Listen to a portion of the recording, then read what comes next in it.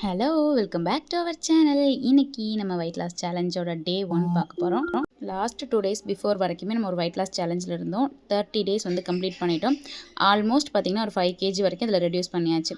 இதுக்கு அடுத்து இன்டர்மீடியன்ட் ஃபாஸ்டிங்கில் நம்ம எந்த எக்ஸசைஸுமே பண்ணலைன்னா நமக்கு வெயிட் லாஸ் ஆகுமா இல்லை மெயின்டைன் ஆகுமா அப்படிங்கிறது தெரிஞ்சுக்கிறதுக்காகவே நான் வந்து இந்த வெயிட் லாஸ் வந்து ஸ்டார்ட் பண்ணியிருக்கேன். ஏன்னா இது எனக்கு மட்டுமே கிடையாது, நிறைய சிஸ்டரோட டவுட் இது. ஸோ அவங்களுக்காக தான் இதை ஃபாலோ பண்ண போகிறேன். இன்றைக்கி தான் டே 1. அப்படியே நம்ம vlog-அ இந்த வெயிட் லாஸ் ஜெர்னியோட சேர்த்து பார்த்துடலாம். ஸோ ஃபஸ்ட்டு பார்த்திங்கன்னா எப்பொழுதும் போல் இன்றைக்கி டே ஸ்டார்ட் ஆகிடுச்சு. ஷர்வி ஸ்கூல் இல்லை எல்லா டேயுமே எங்களுக்கு வந்து 6 o'clockலாம் ஸ்டார்ட் ஆகிடும்.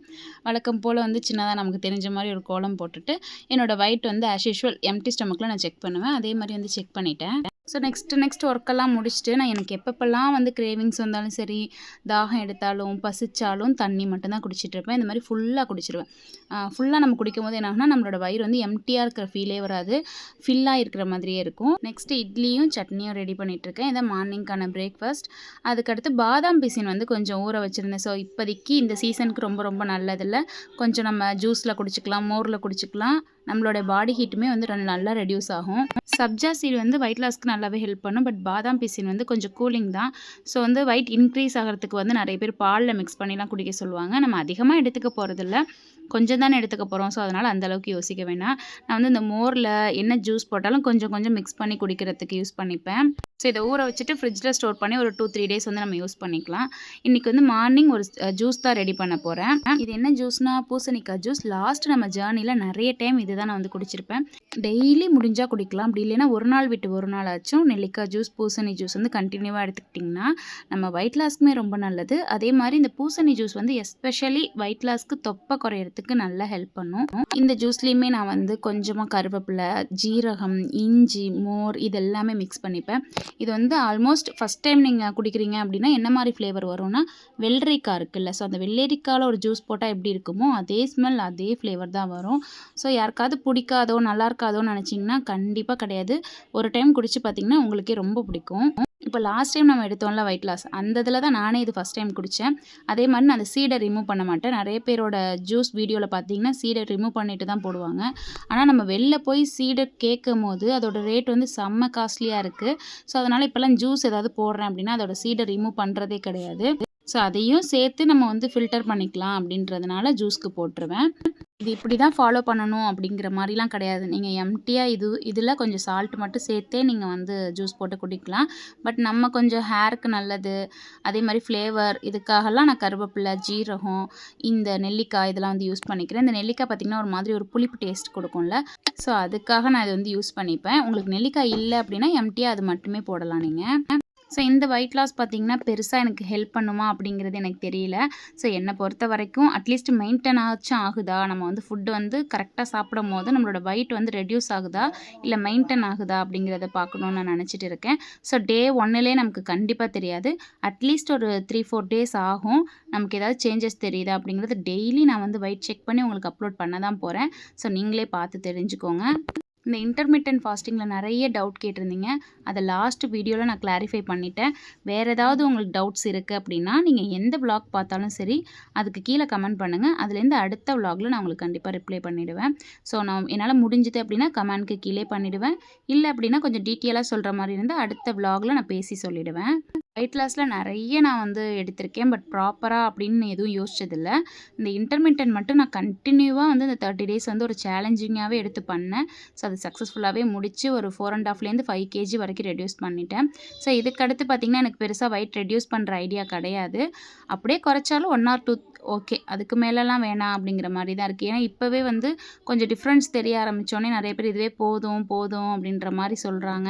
ஸோ நமக்கு மற்றவங்களுக்காக நம்ம பண்ணலைனாலும் நம்ம க்ளோஸில் இருக்கிறவங்களே இல்லை போதும் இதுக்கு மேலே பண்ணாத அப்படிங்கிற மாதிரி சொல்கிறப்ப சரி ஓகே அப்படிங்கிற மாதிரி தான் இருக்குது எனக்குமே.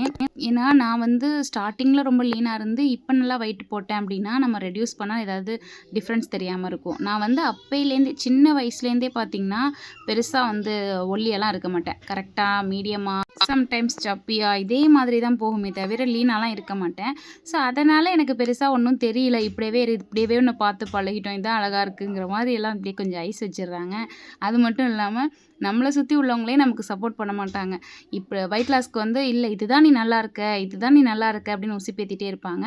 உங்களுடைய டார்கெட்டுன்னு ஒன்று வர வரைக்கும் அவங்க பேச்சை கேட்காதீங்க.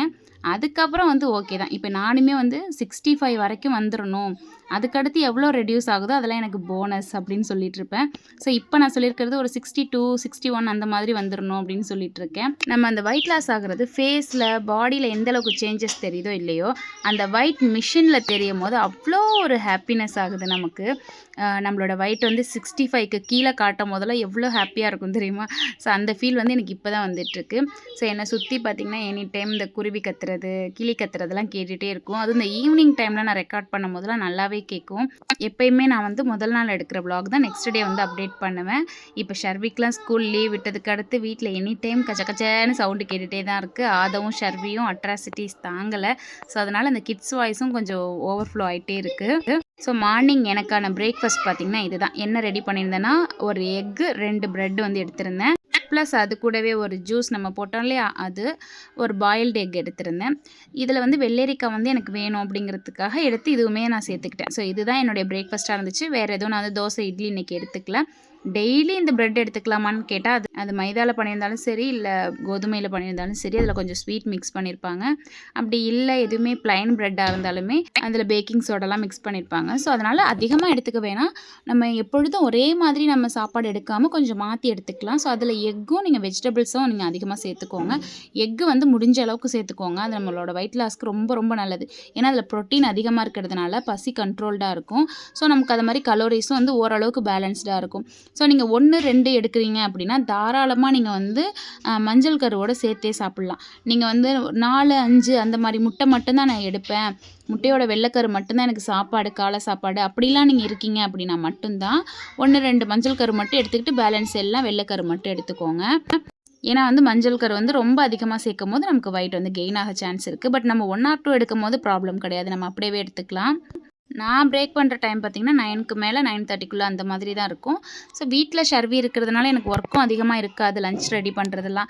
ஸோ அதனால் டைம் ரொம்ப சீக்கிரமே எனக்கு பசிக்க ஆரம்பிச்சிடுது. இதுவே ஷர்வி ஸ்கூல் போயிட்டுருக்கா அப்படின்னா அப்போல்லாம் பார்த்திங்கன்னா நான் வந்து 9:30க்கு மேலே தான் வந்து பிரேக் பண்ணுவேன். இப்போலாம் வந்து 9 o'clock வந்து பிரேக் பண்ணுற மாதிரி ஆகிடுது. ஸோ இந்த ஜூஸில் பார்த்திங்கன்னா நான் சால்ட்டு போட மறந்துட்டேன். ஸோ அது ஷர்விக்குமே கொடுத்தேன் இல்லையா, ஸோ நான் என்னெல்லாம் பண்ணியிருந்தேனோ அதுவும் அதே மாதிரி எடுத்துகிட்டு வந்திருந்தா. ஸோ அதனால் அவள்கிட்ட மட்டும் சொல்லிவிட்டேன் கொஞ்சம் சால்ட் வந்து ஆட் பண்ணிக்க சொல்லி. எனக்கு வந்து அது வேண்டாங்கிற மாதிரி ஆயிடுச்சு. வெறும் தண்ணி மட்டுமே குடிச்சு உப்பு இல்லாத அந்த ஜூஸ்லாம் குடிக்க கூட டேஸ்ட்டாக தெரியுதுன்னா பார்த்துக்கோங்களேன். ஸோ ஏன்னா நம்மளுடைய டயட் வந்து ஃபாலோ பண்ண நம்மளோட நாக்கு அந்த அளவுக்கு ஆயிடுது. பட் லஞ்சுக்கு நான் கொஞ்சம் ஜூஸ் எடுத்து வச்சுருக்கேன், ஒரு இடையில குடிக்கலாமே அப்படின்னு சொல்லி. அதில் வந்து கொஞ்சம் சால்ட்டு போட்டு தான் நான் குடிக்கணும். இதை வந்து நான் ப்ரெட்டுக்கு வந்து பார்த்திங்கன்னா ஃபஸ்ட்டு சாப்பிட்டா ஓவர் ஸ்வீட்டாக எனக்கு தெரிஞ்சுது. அதுக்கடுத்து கொஞ்சம் சட்னி தொட்டெல்லாம் சாப்பிட்டுட்டு இருந்தேன். ப்ரெட்க்கு வந்து பொதுவாக வந்து காம்போ நம்ம கெச்சப்லாம் எடுத்துப்போம். ஷர்வி வந்து கெச்சப் எடுத்துக்கிட்டா, நான் வந்து கெச்சப் வேணாமே ஓவர் ஸ்வீட் ஆல்ரெடி, இது வேறு எதுக்கு அப்படின்னு சொல்லி சட்னி எடுத்துக்கிட்டேன். நெக்ஸ்ட்டு நம்ம வயலுக்கு தான் போயிருந்தேன். அங்கே வந்து வேலை நடந்துகிட்டு இருந்துச்சு. ஸோ அப்பாவும் வெளில போயிருந்தாங்க. ஒரு சில திங்ஸ்லாம் கொடுக்கறதுக்காக நான் போயிருந்தேன். ஸோ பார்த்திங்கன்னா என்ன வெயிலாக இருந்தாலும் சரி, நல்லா தண்ணி ஓடிட்டுருக்கும்ல அந்த இடத்துல வந்து காற்று நல்லா ஜில்லுன்னு தான் வரும். அதே மாதிரி வயல் பக்கம் போனோம்னாலும் நல்லா ஜில்லுன்னு வரும். ஏன்னா சுற்றிலும் மரம் இருக்குமா, ஸோ ஆட்டோமேட்டிக்காக நமக்கு வந்து நல்லா காற்று ஜில்லுன்னு இருக்கும். எல்லா வேலையுமே கஷ்டம்தான். இந்த மாதிரி வெயிலில் மட்டுமே நின்று வேலை பார்க்குறது ரொம்ப ரொம்ப கஷ்டம்தான். லாஸ்ட் டைம்லாம் வயலில் வேலை நடக்குதுன்னு வச்சுக்கோங்களேன், ஒரு 5 பேர் வேலை பார்க்குறாங்க அப்படின்னா வீட்டுக்குமே சேர்த்து வந்து அந்த 11 o'clock வந்து அப்பா சம்சா, வடை அதெல்லாம் வாங்கிட்டு வருவாங்க.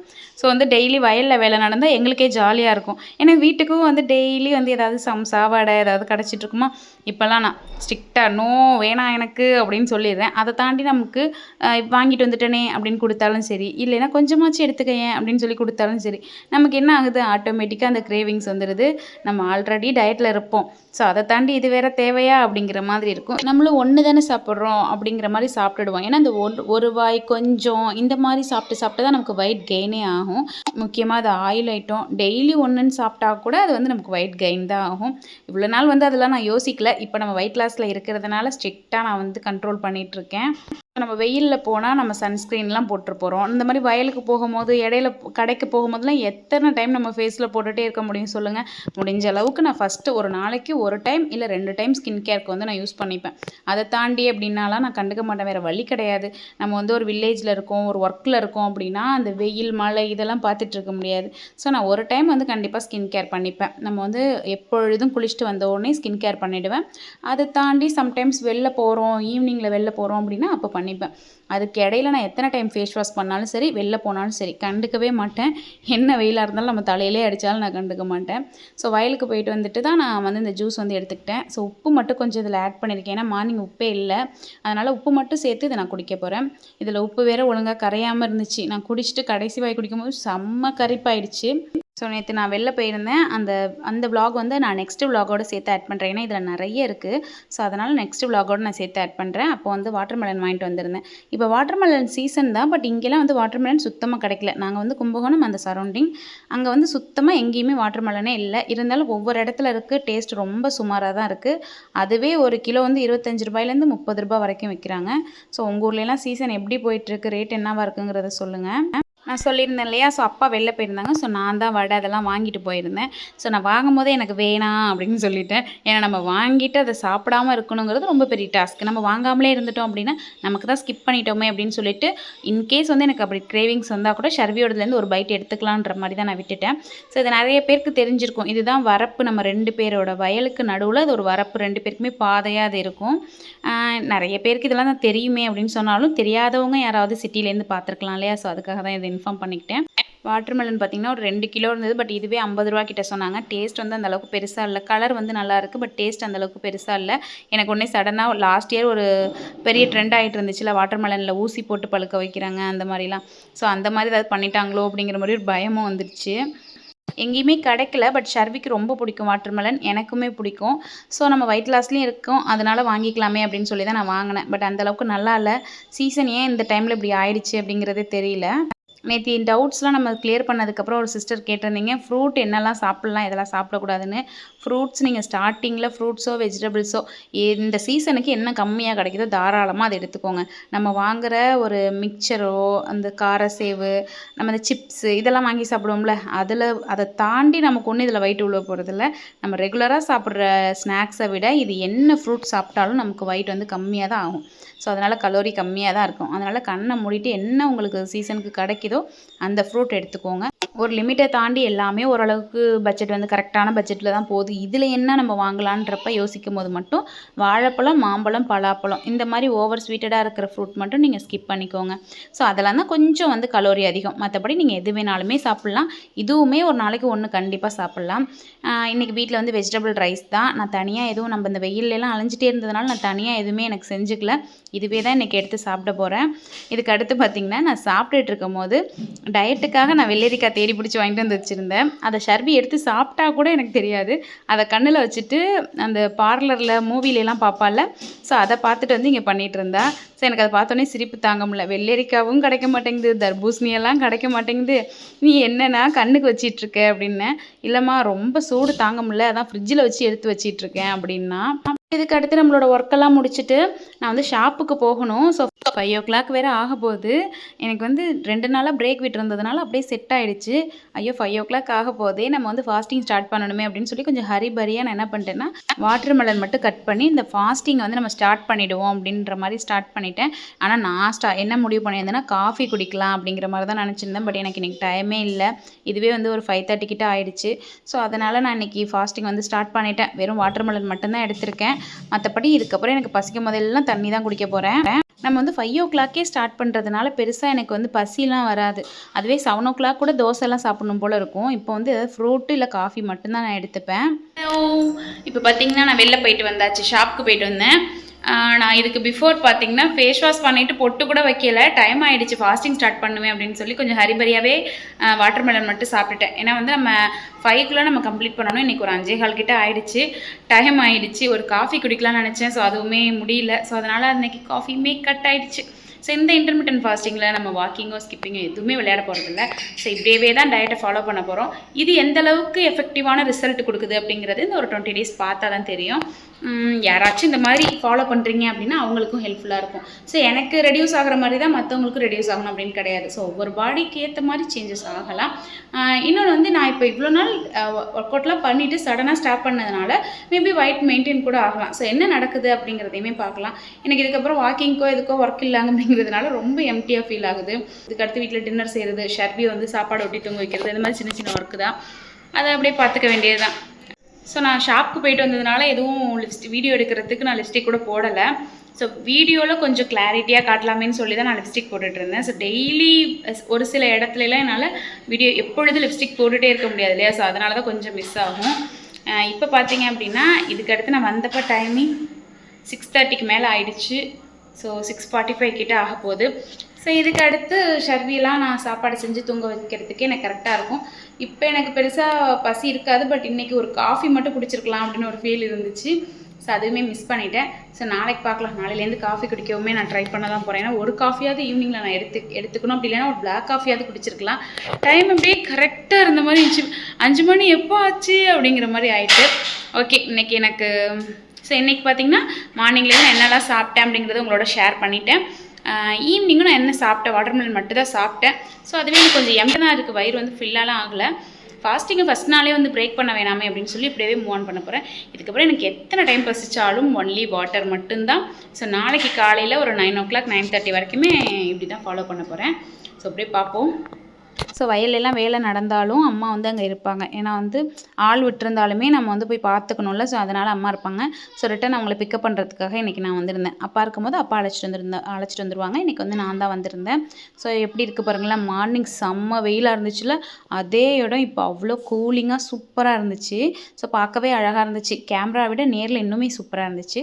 ஸோ நைட்டு பார்த்திங்கன்னா டின்னருக்கு வந்து இட்லியும் தேங்காய் சட்னியும் தான் ரெடி பண்ணியிருந்தேன். இந்த டே வந்து உண்மையிலே கொஞ்சம் நல்லா போணுச்சு ஹரிபரியாக. நெக்ஸ்ட்டு வந்து டே 2 பார்க்கலாம்.